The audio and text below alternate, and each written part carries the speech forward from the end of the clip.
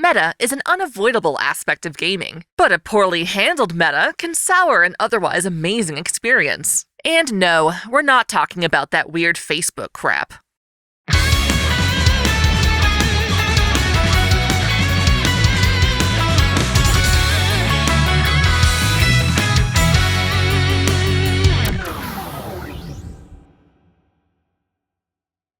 Welcome back to OtakuDaiKun, Dai-chan here. When you hear the word meta, it can mean one of two things regarding video games. First is the idea of a game being metatextual, which means that it's self-aware that it is in fact a video game.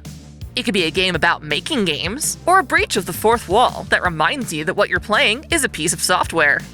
A recent and, dare I say, reluctant example is Final Fantasy VII Remake. In it, you fight against ghostly apparitions called Arbiters of Fate. Beyond being just a new type of monster, they mainly serve as a metaphor for how the devs at Square Enix don't want to stick to the original FF7 story. They want to take the story in bold, new directions, despite many fans wanting an authentic remake. As such, the Arbiters of Fate are monsters that interfere whenever the remake story deviates from the original, and by the end of the game, you destroy them in order to break free of their control. For as much as it is a plot point in a fantasy RPG, it's also a statement from the devs that, going forward, we're doing things however we want. For as fascinating as metatextual gaming can be, it's actually not the main topic for today's video. First off, if you enjoy my content, be sure to like, comment, share, and smash that subscription bell as if it were your waifu. Consider supporting the channel through a YouTube membership or signing up to my Subscribestar or Patreon. All three platforms offer the same perks, such as early access and exclusive content like my Lessons in Magecraft series. Without further ado, let's talk about the other kind of video game meta. In terms of actual game mechanics, some people describe meta as an acronym for Most Efficient Tactics Available. This definition isn't official by any means, but it works well for what I have to say here. The idea is simple. Since video games are an interactive medium, it follows that some interactions are more effective than others, assuming you actually want to win the game.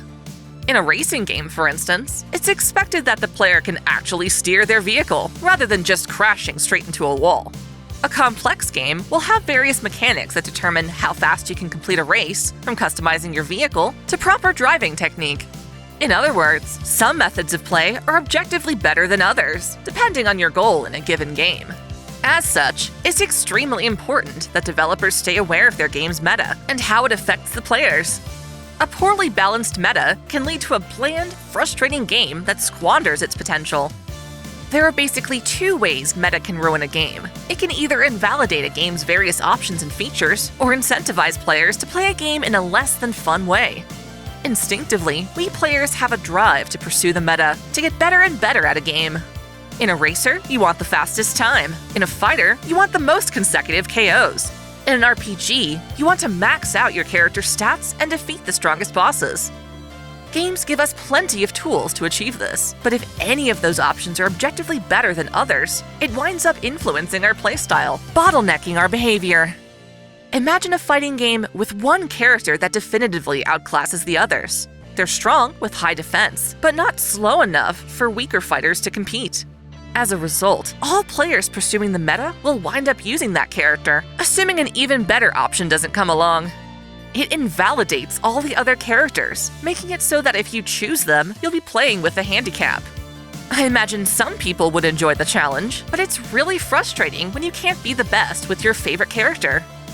Back in the day, we'd have a game like Indy 500, a racer that pits two players against each other in identical cars. Not to bash retro games, but clearly it's a simplistic experience with literally zero customization options. Now we've got racers with hundreds of cars, tuning options, and other mechanics that more deeply immerse you in the experience. However, if out of those options, one specific car and build stands above the rest in all situations, your game might as well be as simple as Indy 500. For example, my favorite car is the Mazda RX-7, specifically the FD driven by Keisuke Takahashi in Initial D. Need for Speed Carbon's cars are classified by tiers, and the FD is stuck in Tier 2 of 3, meaning that no matter how much you upgrade it, it'll never be as fast as the Tier 3 cars. As a result, some late-game races are nearly impossible if you use the FD. Even if you can pull it off, it's not as much fun. Any game that separates its characters or cars into tier lists, either formal or community-made, push players to only use those top-tier options. Obviously, you can still choose low-tier options, but if you do so, you have to drop out of the pursuit of meta, which is supposed to be an exciting feature in a game. In Fire Emblem Engage, your characters all start off with unique outfits that match their presentation and personalities. When you upgrade their classes, however, they get new outfits that are bound by those respective classes. In combat, you can't dress your characters how you want unless you hinder their performance. This is an issue in tons of games where cosmetic options affect a character's stats. In the vast majority of JRPGs, you'll expectedly go from your starting weapons to what many games call their ultimate weapons. Getting these weapons are often a major challenge, and it's thrilling to finally earn them, so it's assumed that you'll actually use them too. But what if those newer, better weapons are ugly? Even if it's not ugly, you might prefer the look of an older weapon to the new one. Obviously, in real life, we can't always choose form over function, but in a video game, we can. Hilariously, in God Eater Resurrection, I remembered one of the best two-handed swords being a giant chocolate bar. It was a joke weapon, but its stats were amazing. I didn't really mind in this case, but if I were a huge fan of weapon cosmetics, it would have really pissed me off. Point being, it's frustrating when games encourage you to use certain options you may not want to. At the very least, it results in you and all the other players choosing the exact same things, even though there are tons of options available. Even if your favorite character and playstyle happens to be the current meta, it's still pointless to have those other characters if they aren't viable. It's also really boring. In Fate Grand Order, ever since I learned how to use 2 Castorias to NP loop Summer Musashi, I've used that setup for practically every fight in the game.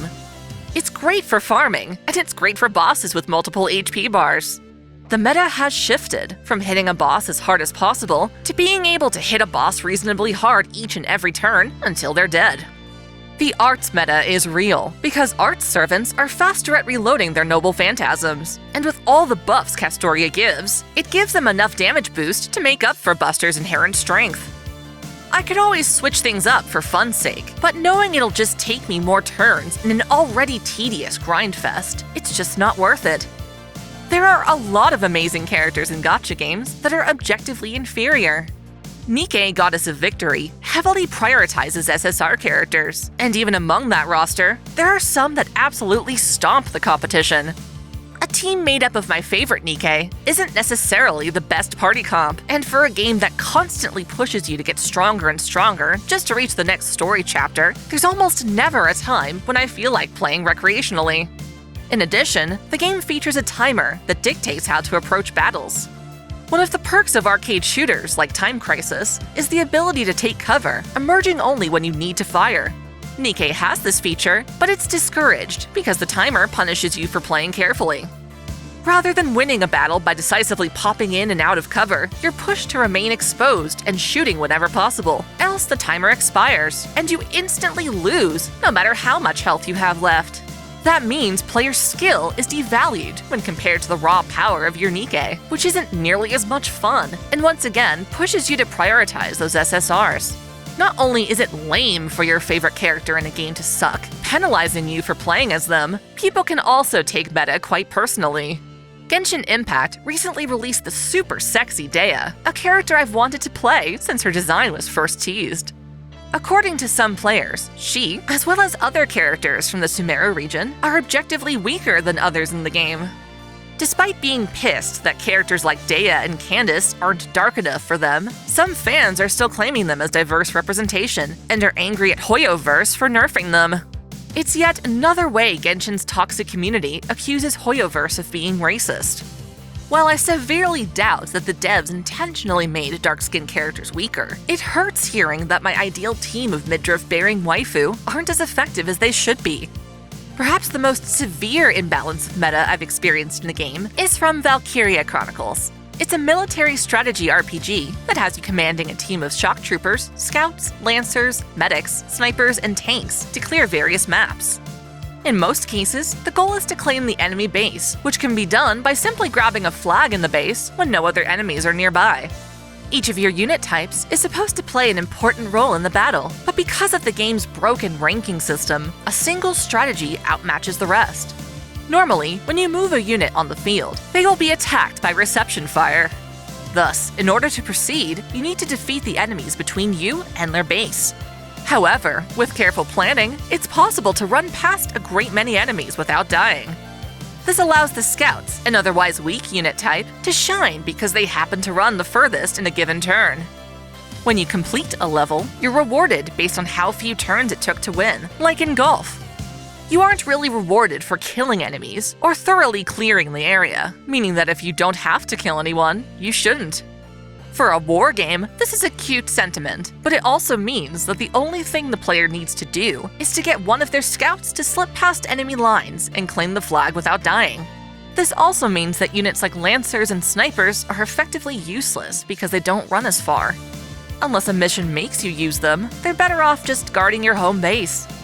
While this strategy is very much the meta in Valkyria Chronicles 4, it's most extreme in the first game, when your main scout Alicia learns the potential crossfire, which protects her from reception fire. It turns her into a one-woman army who can walk right on in, toss a grenade at the base to clear it out, and claim the flag with ease. It saves you time, while yielding more money and experience. Playing as any other character is a waste of time, which is sad as the series keeps introducing new classes that, while they're fun, simply aren't very efficient. An interesting way to observe gaming meta is to track the history of speedrun world records. For the any percent category, the only thing that matters is completing a game in the shortest time possible, regardless of the means. It's allowed games like Ocarina of Time, an otherwise expansive adventure, to be beaten in only a matter of minutes. This process involves using glitches to execute lines of code within the game itself. By manipulating variables, it's possible to command the game to send you straight to the credits, skipping the vast majority of the game experience. I don't think I need to tell you that most people don't play Zelda games, so they can rearrange arbitrary items to bypass all the story, fights, and dungeons. Those are supposed to be part of the excitement, and while getting a world record has its own appeal, the process to reach that point seems absolutely miserable. Thankfully, Ocarina of Time doesn't actually incentivize the player to use these glitches. They're more difficult than playing the game casually, and the prize for speedrunning is completely invented by the community. So how can devs avoid letting meta spoil a game's fun factor? One solution is to ensure that every option in your game remains viable. Don't let there be a superior strategy. Instead, make it so all strategies have their own strengths and weaknesses. For as much as I tease the ending of FF7 Remake, it does a good job of making its weapons remain useful from start to finish. In the original, Cloud has absolutely no use for the Buster Sword as soon as you get a better weapon, but in the remake, you actually level up your weapons, so they remain competitive. It's less about which sword is better, and more about which sword is more useful in a given situation. Balancing meta can be especially difficult in competitive situations. It's why fighting games tend to be adjusted through patches more than any other genre. If a fighter gets too strong, a dev may choose to nerf that character or buff the others to compensate. Beyond that, meta also interferes with personal attachment. A fantastic way to combat this is to separate cosmetic elements from functional ones.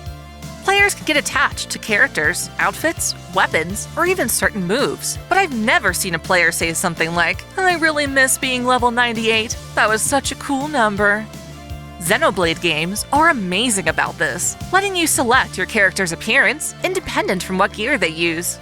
Xenoblade 3 takes this to a whole new level, allowing players to assign each of the 6 party members any of the various classes in the game. You need healers, attackers, and defenders, but you get to choose who fills those roles. I wish Nikke would let me take my favorite character, Milk, and give her any weapon or skill loadout in the game. This approach to game design is liberating. I remember when it came to games like Street Fighter 4 and 5, Capcom said they were less interested in having a large roster of characters and more interested in making sure each form or playstyle was represented. That's why they chose to bring over classic characters like E Honda and Dalsim rather than ones like Sakura, despite her being a fan favorite. Since Sakura's moveset is derivative of Ryu's, they wanted to avoid clone characters. Except, I love clone characters. Half the time, I don't need an entirely new fighting style for every character. Smash Bros. Ultimate did the right thing by letting characters like Marth and Lucina in, even though they're nearly identical. They might play the same, but they mean different things to the player on a sentimental level. A Chinese indie title, Bloody Spell, is getting a lot of fans because they decided to let you reskin the main character into a hot lady. Sure, you can have a fun game with a generic male protag, but you can easily make that same character a waifu without altering the gameplay in the slightest. A lesser game would think to introduce a whole different character with a different playstyle. So yeah, meta is part of video games whether I like it or not. A game can't have a win or lose state without some kind of meta.